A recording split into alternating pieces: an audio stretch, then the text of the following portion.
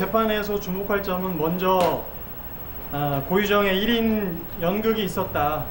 재판 시작과 동시에 고유정이 직접 작성한 자필 진술서를 바탕으로 약 20분 정도 진술하는 시간이 있었습니다.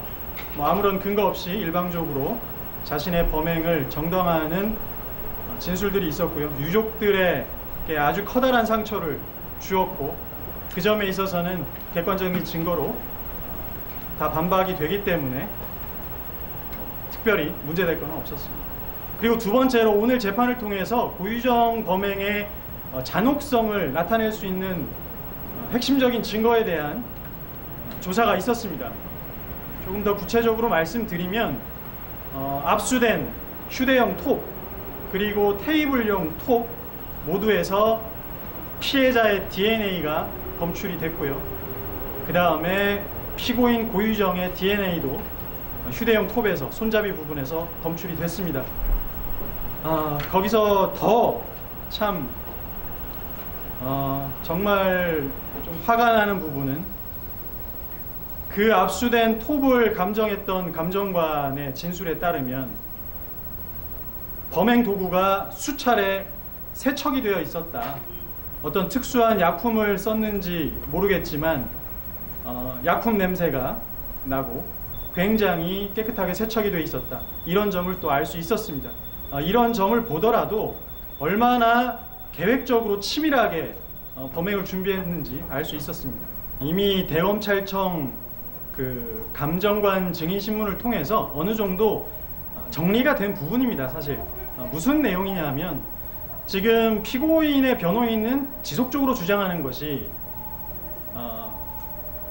검증 대상, 즉 피해자의 혈흔이 검출된 압수물, 즉 담요나 이불, 그 피해자의 혈흔이 검출된 부분과 졸피뎀이 검출된 부분을 동일하다고 볼 수 있겠느냐, 이런 점에 대해서 지속적으로 지적을 하고 있었습니다. 근데 대검찰청 감정 결과를 통해서 붉은색 담요, 즉 범행에 사용된 붉은색 담요에서 피해자의 혈흔이 검출된 부분과 그리고 졸피뎀이 검출된 부분이 동일하다는 점은 이미 정리가 된 것입니다. 근데 오늘 국과수 감정관에 대해서 이 부분을 또 집중적으로 질문을 했고요.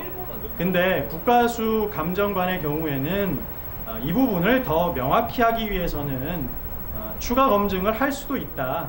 이런 정도의 진술이었고, 다만 그런 추가적인 감정이 없더라도 본인이 판단할 때는 피해자의 혈흔이 DNA가 검출된 부분과 그 다음에 졸피뎀이 검출된 부분은 동일하다는 것으로 판단된다라고 분명하게 의견을 밝혔습니다. 사실 그런 부분에 대해서는 본인이 구체적으로 밝힌 바는 없습니다. 지금까지는 사실 그 부분에 대해서 쟁점이 되진 않았고요.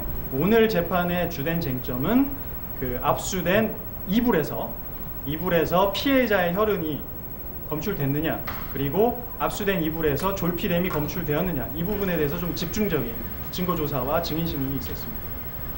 근데 아마 피고인의 진술의 어떤 모순성에 대해서는 이제 추후에 있을 피고인 신문 절차, 이거는 좀 아직 시간이 좀 남아 있는데요. 피고인 신문은 보통 재판이 거의 마무리 단계에 갔을 때 이루어지고, 그때 보다 더 자세하게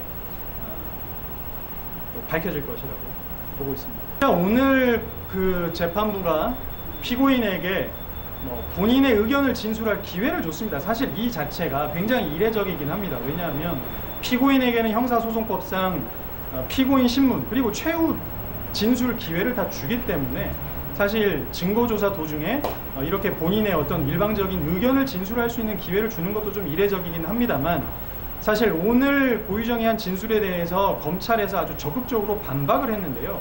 그 이유가 뭐였냐 하면, 이제까지 고유정은 경찰이나 검찰에서 한 번도 펜션 현장에서 구체적으로 어떻게 피해자를 칼로 찔렀는지를 얘기한 적이 없습니다. 그냥 우발적으로 찔렀다, 굉장히 추상적으로만 진술을 했지 구체적으로 어떻게 찔렀는지 진술한 적이 없습니다. 그런데 오늘은 검찰에서 분석한 피해자의 혈흔이 비산된, 튀어있는 어떤 그 분포도를 바탕으로 어떤 피해자가 어느 동선에 따라서 칼에 찔리고 피가 흩어졌는지를 분석한 결과가 있습니다. 근데 그 결과에 맞추어서 마치 그 결과에 맞추어서 진술하는 듯한 그런 내용이 있었습니다. 그래서 그 부분에 대해서 검찰에서는 피고인이 지금 사후적으로 검찰에서 제출한 증거를 사후적으로 맞추어서 지금 갑자기 구체적으로 본인이 어떻게 피해자를 찌르게 됐는지, 칼로 찌르게 됐는지를 이제서야 구체적으로 진술하고 있다. 이 부분은 분명히 제출된 증거를 맞추어 보고 진술한 것이라고 생각이 된다. 이런 의견을 밝히기도 했습니다.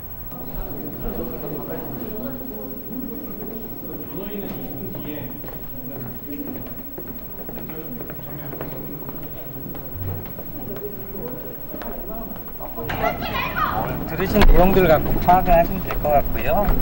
예, 저처럼 그렇게 함부로 예상하고 증거들을 그렇게 판단하시면 안 됩니다. 그럼 네, 공소사실하고 전혀 다른 사실을 진술하시는 거고요.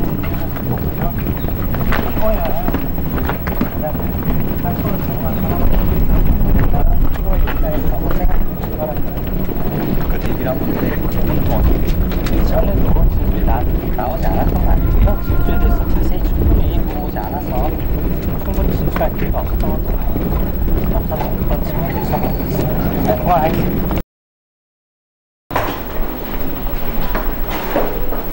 당신이 말하는 안타까운 진실이 무엇입니까?